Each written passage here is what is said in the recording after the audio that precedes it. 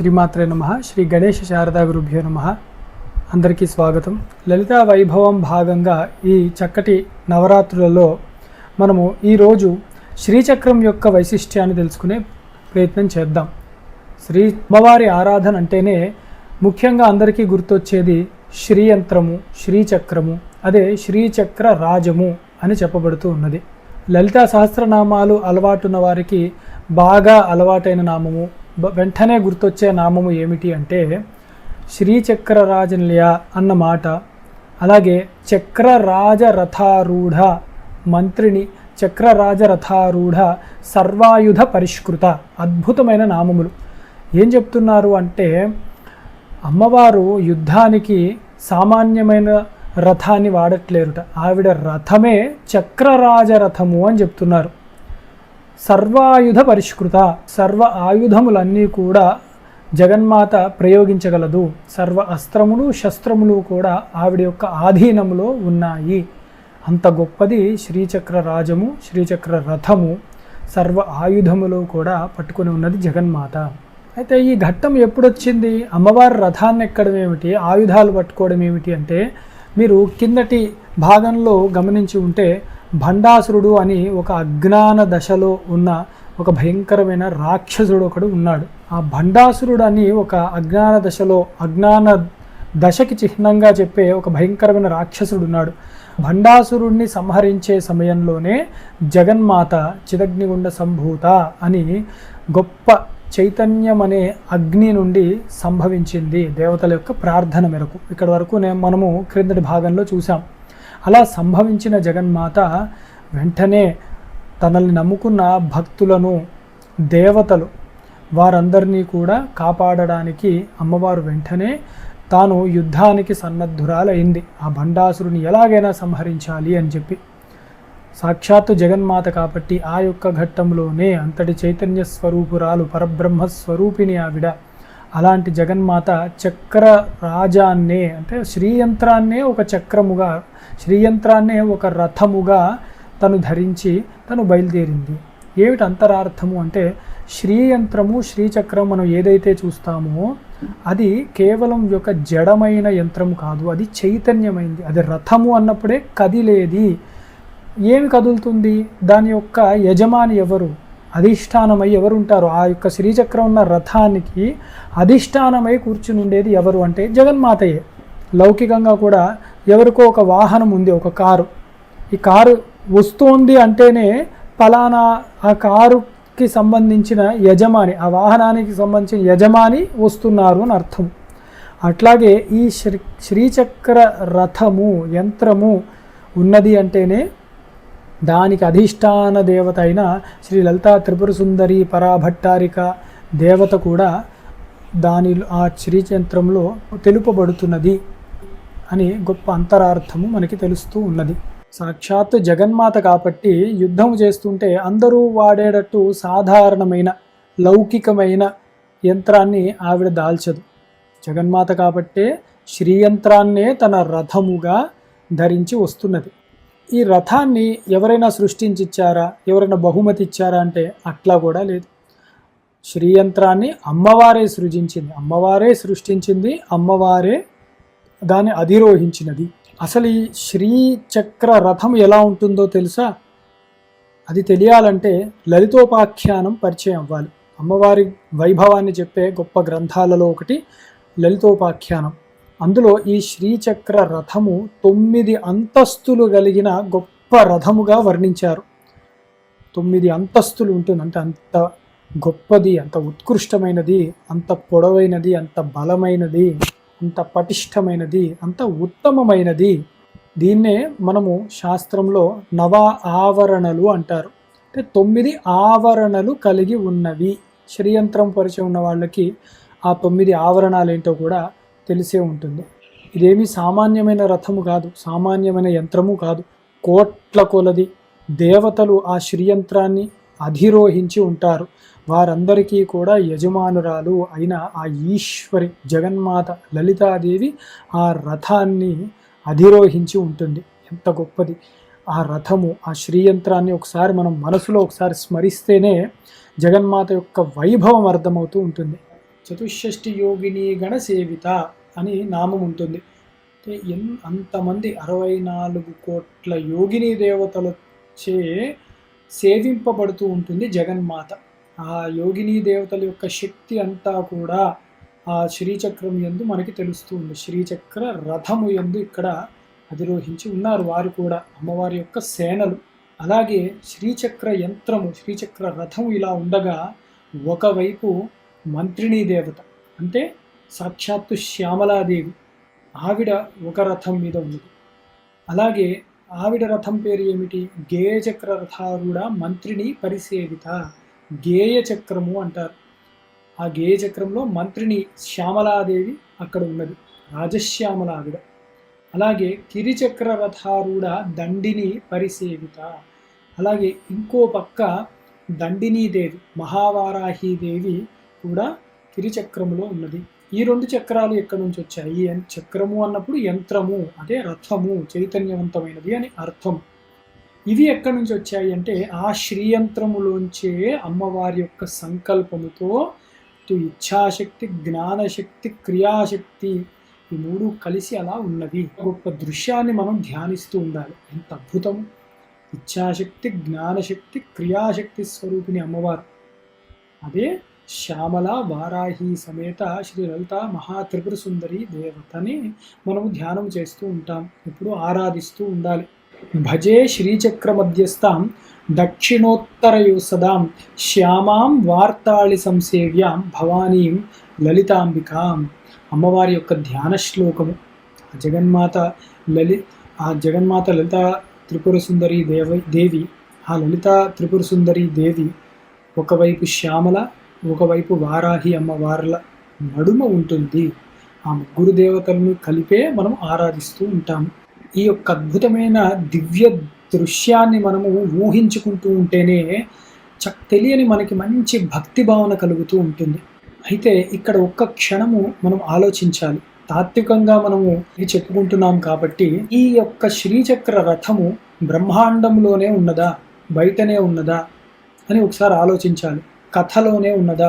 ఒకానొక సంఘటనలో యుద్ధము జరిగే సమయంలోనే జగన్మాత ఆ యొక్క శ్రీచక్రాన్ని తీసుకువచ్చినదా? తర్వాత ఏమిటి, ఎలా అర్థం చేసుకోవాలి అంటే ఇక్కడే మనం తెలుసుకోవాలి ఆ రహస్యం. మన దేహమే శ్రీచక్రము. మన దేహాన్నే 3గా విభాగం చేస్తాం, చేసి అందులోనే 3 కూటములుగా చెప్తారు. ఈ శ్రీ విద్యా రహస్యాల్లో ఒకానొక పద్ధతి. ఈ యొక్క గొప్ప రథము మన మనస్సే.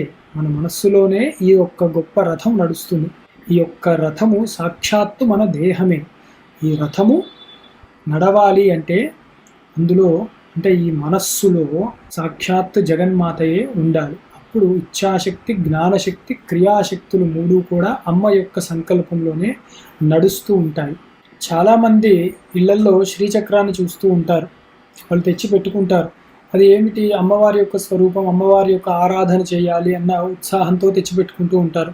ఏదో రాగి రేకు మీదనో, వెండి రేకు మీదనో, లేకపోతే మేరువు, స్ఫటికము, ఏదో ఒక ధాతువు వాటితో తయారు చేస్తూ ఉంటారు. ఇలాంటివి తెచ్చి ఆరాధన పద్ధతి కూడా మనకి తెలియాలి. ఎందుకు అంటే ఆ యంత్రము అన్నప్పుడే అద్భుతమైన దివ్య శక్తి అంతా కూడా ఒక చోట కేంద్రీకరించబడినది. సాక్షాత్తు అమ్మవారు కేవలం అమ్మవారే కూడా కూర్చోవట్లేదు అక్కడ. కోట్ల కొలది యోగిని దేవతలందరూ వచ్చి కూర్చుంటున్నారు. కాబట్టి ఆ శ్రీయంత్రం అంటే ఏదో గొప్ప జామెట్రికల్ యంత్రము అన్న భావన ముందు పక్కన పెట్టి అమ్మవారు ఉన్నారు, అమ్మవారి యొక్క రథము, చైతన్య స్వరూపము అది అన్న భావన మొట్టమొదట మనకి ఎప్పుడైతే వస్తుందో అప్పుడే భక్తి భావన పెరుగుతుంది అని అర్థం. మనకి తంత్రశాస్త్రాల్లో చాలా వివరంగా చెప్పారు ఈ విషయాన్ని. బ్రహ్మాండే ఏ గుణాహ సంతి తే సంతి పిండాండే అని. అంటే బ్రహ్మాండం అంతా కూడా ఏదైతే శక్తి చైతన్యము వ్యాపించి ఉన్నదో ఆ శక్తి చైతన్యమే సూక్ష్మములో కూడా ఉన్నది. అతి సూక్ష్మాతి సూక్ష్మంలో కూడా ఆ జగన్మాత యొక్క శక్తే ఉన్నది. అది మనము గమనించినప్పుడు శ్రీచక్రము కాదు, సాక్షాత్ జగన్మాతయే. అందుకే అంతటా వ్యాపించిన శక్తి మన శరీరంలో కూడా అట్లాగే వ్యాపించి ఉంది. ఇందాకే చెప్పుకున్నాం కదా, శ్రీయంత్రం ఏమిటి, ఆ చక్ర రాజం ఏమిటి అంటే మన మన శరీరమే అన్నాము. అలాంటప్పుడు బ్రహ్మాండంలో ఉన్న ఆ శక్తి ఇప్పుడు మన శరీరంలో ఉంది, మన మనస్సులో ఉంది. ఈ భావన మనకి ఎప్పుడూ రావాలి. మనమే నడిచే యొక్క శ్రీయంత్రము, అంత పవిత్రంగా చూసుకోవాలి అన్న భావన ఇక్కడ చెప్తున్నాము. ఒక దేవతను ఎలాగ పవిత్రంగా చూసుకుంటామో ఈ శరీరాన్ని కూడా అంత పవిత్రంగా అమ్మవారి యొక్క, ఈశ్వరుడి యొక్క స్వరూపముగానే అంత పవిత్ర భావనతోనే దీన్ని చూసుకుంటూ ఉండాలి. ఇక్కడ శ్రీచక్రంలో ఎలాగైతే భూపురము అని ముందు భాగంలో చెప్పబడుతూ ఉన్నదో, ఇక్కడ అన్ని సిద్ధులు అలాంటి దేవతలందరూ ఉంటారు ఆవరణ ముందు, ఇంకా భూమికలలో. అట్లాగే మన సాధనలో కూడా మొట్టమొదట మనం ఈ బాహ్యమైన కోరికలు అలాంటి వాటి నుండి పూర్తి బిందుస్థానానికి, అంటే భూపురము నుండి బిందుస్థానానికి ఎలాగ మనం అర్చన చేస్తూ ఉంటామో, మనము కూడా బాహ్యమైన విషయముల నుండి అంతరంగిక విషయములలోకి మన యొక్క సాధన ప్రయాణం అన్నది జరగాలి. అట్లాగే బిందుస్థానం అన్నప్పుడే ఏకీభావ స్థితి, సహస్రారములో ఆ జగన్మాతతో మనము కలవడమే సహస్రార స్థితిని, యోగ సిద్ధిని పొందటము. అదే అంతిమమైన ఆత్మ అనుభవము, జగన్మాతలో మనము లయమవ్వటము, జగన్మాత భావనలోనే మనము నిరంతరము ఉండిపోవడమే. మనిషి కూడా కేవలం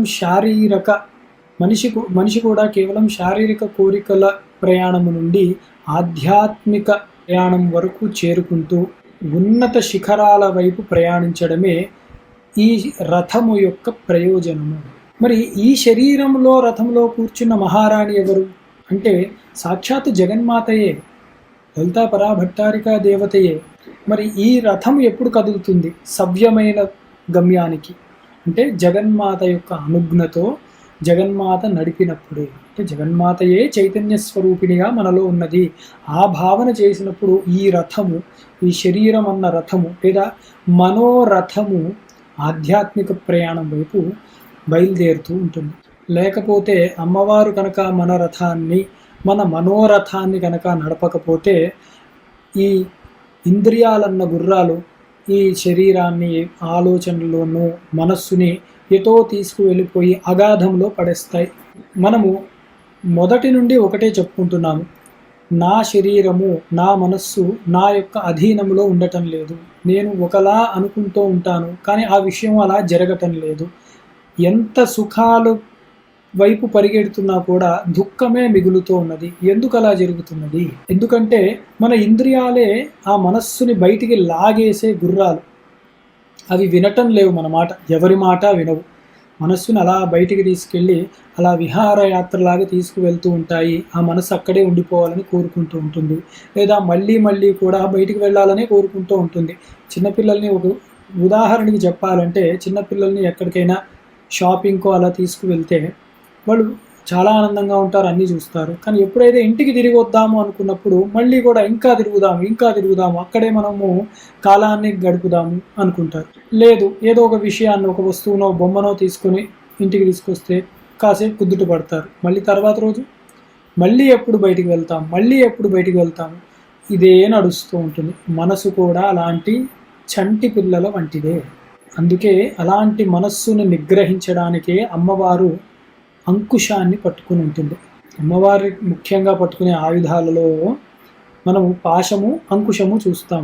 అంటే మదము ఎక్కి మన మాట వినకుండా ఇష్టం వచ్చినట్టు తిరుగుతూ ఉన్న మనస్సుని అమ్మవారు పాశముతో కట్టి వెనక్కి లాగుతూ ఉంటుంది. మాట వినకపోతే అంకుశంతో పట్టుకొని నిగ్రహిస్తుంది కూడా అమ్మవారు. అంటే ఎంత గొప్ప కరుణామూర్తి అమ్మవారు. అంటే ఇక్కడ ఈ రెండింటినీ బాగా గమనించినప్పుడు మనిషికి కోరిక కావాలి అనడాన్ని మనం ఏమంటాము? కామము, కోరికలు అన్న మాటతో అంటాం.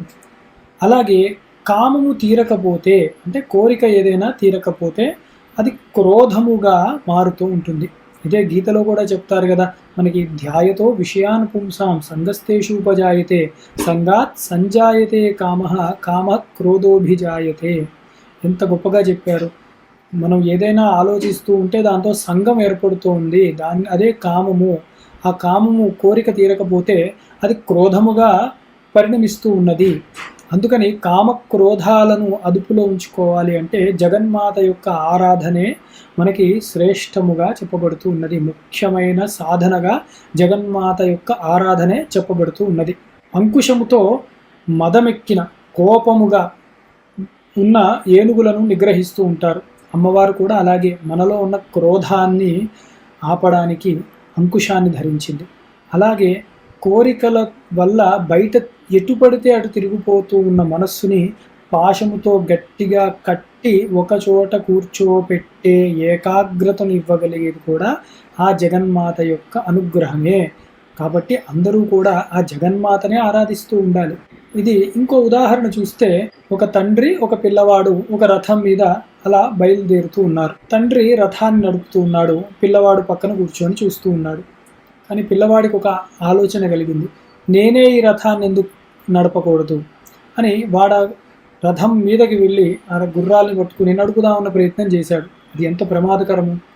ఒకవేళ మనము కూడా మన ఈ మనోరథాన్ని మనకి నచ్చినట్టు నడపాలి అన్న భావన చేస్తే అది కూడా అంత ప్రమాదమే. అప్పుడు ఆ తండ్రి ఏం చేస్తాడు, వెనక్కి లాగి కూర్చోబెట్టి, నాయన అప్పుడే కాదు, నేను నడుపుతాను, నువ్వు సురక్షితంగా ప్రయాణాన్ని కొనసాగించవచ్చు నేను నడుపుతుంటేనే, నీవే నడపాలని అనుకోక్కర్లేదు. అలాగే మనము కూడా జగన్మాతను శరణాగతి పొంది, అమ్మ నీవే నా మనస్సుని నిగ్రహం చేయాలి తల్లి, లేకపోతే నీవే నా మనస్సుని నిగ్రహించాలి తల్లి, లేకపోతే ఈ బాధ దుఃఖాన్ని నేను తట్టుకోలేను, ఈ జీవన ప్రయాణము కష్టముగా మారుతూ ఉన్నదమ్మా అని చెప్పి జగన్మాతను శరణు పొందితే ఆ అమ్మవారే మన మనోరథాన్ని, ఈ శరీరం అన్న రథాన్ని అద్భుతంగా నడిపి మన జీవన ప్రయాణాన్ని ఎంతో సురక్షితంగా చేస్తుంది. అంతకంటే ఏం కావాలి మనకి ఈ జన్మలో. నేటి అనుభూతి ఏమిటి అంటే రథం యొక్క స్థిరత్వం, అంటే మన మనసు యొక్క స్థిరత్వమే. ఈరోజు మనం చేసే సాధన ఏమిటి అంటే, ప్రతిరోజులాగే సాయంత్రము చక్కగా ఒక దీపంని వెలిగించి అమ్మవారిగా భావన చేసి ధ్యానంలో కూర్చోండి. ఆ ధ్యానంలో మీరు ఇలా అనుకోండి, మన శరీరమే ఒక దివ్యమైన శ్రీచక్ర రథము. ఆ రథములో మధ్యలో బిందు స్థానం హృదయము. ఆ హృదయంలో జగన్మాత లలితాదేవి చక్కగా ఒక మహత్తరమైన సింహాసనంపై ఆసీనురాలు అయ్యున్నది. ఇలాంటి ఒక దివ్య అనుభూతిని మీరు అనుకోగా మీ శరీరం యందు, మనస్సు యందు, బుద్ధి యందు కూడా అమ్మవారి చైతన్యమే మీకు స్ఫురణకి వస్తూ ఉంటుంది. ఇప్పుడు నాది, నా శరీరం అన్న భావన లేదు, అమ్మ నీ యొక్క రథమేది. నా మనస్సు అన్న భావన లేదు, అమ్మ నీవే నా మనస్సుని, ఆ ఇంద్రియాలను చక్కగా నడిపించవలసి ఉంటుంది. అందుకని నీ ఆధీనంలోనే పెడుతున్నాను, నేను కర్తను కాదు అని చెప్పి ఆ దేహాత్మ భ్రాంతిని విడిచిపెట్టి అమ్మవారినే శరణాగతి పొందగా అమ్మవారు తన యొక్క బాధ్యతగా తానే మనల్ని నడిపిస్తుంది. అప్పుడు మనకి ఏ చింతలు లేవు, ఏ చికాకులు లేవు, ఏ అనుమానాలు భయాలు కూడా లేవు. కేవలం ఒక చక్కటి నిశ్శబ్దము, అందులో ధైర్యము. అంతకంటే ఏమి కావాలి? ఆ నిశ్శబ్దము, ధైర్యమే శివశక్తుల యొక్క స్వరూపము కదా, అవే మనకి మిగులుతాయి. అంతకంటే వేరే ఏ యొక్క ఆరాధన కొత్తగా మనం ఏమి చేసుకోక్కర్లేదు. బయట ఎన్ని చికాకులు వచ్చినా మన మనస్సు కదలదు. బయట ఎన్ని తుఫానులు వచ్చినా కూడా హృదయంలో గట్టిగా స్థాపించబడి ఉన్న జగన్మాత యొక్క సింహాసనము కదలదు. ఎందుకు అంటే అమ్మవారి యొక్క శక్తి అంత దృఢముగా మనల్ని పట్టి కూర్చుని కాపాడుతుంటుంది. రేపటి రోజున పంచమి. పంచమి అన్న నామమే వార్తాళి, వారాహి, దండనాథ అమ్మవారైన ఈ మహావారాహి అమ్మవారి యొక్క నామములు. ఆ జగన్మాత ఎవరు? లలితాదేవి యొక్క సైన్యాధ్యక్షురాలుగా ఈ వారాహి అమ్మవారు ఎట్లా ఉన్నారు? దండనాథ తత్వం ఏమిటి అసలు? అమ్మవారి యొక్క అహంకారం నుంచి పుట్టిన క్రియాశక్తి స్వరూపిణి అయిన ఆ వార్తాళీదేవి యొక్క మహత్తు ఏమిటి? ఆ అమ్మవారి స్మరణ మాత్రాన మనకి శత్రు భయము ఎలా తొలుగుతుంది? ఆ శత్రువులు ఎవరు? బయట ఉన్నారా, లోపల ఉన్నారా? అందరూ. ఇవన్నీ విషయాలు కూడా తర్వాతి భాగంలో అద్భుతంగా మనము తెలుసుకుని ఈ ఆషాఢ నవరాత్రుల్లో మహావారాహి అమ్మవారి యొక్క గుప్త రహస్యములను కూడా తర్వాత వచ్చే భాగంలో శ్రద్ధగా మనము వింటాము అని చెప్తూ అప్పటి వరకు అమ్మవారి స్మరణలో ఉంటూ శాంతి శాంతి శాంతి.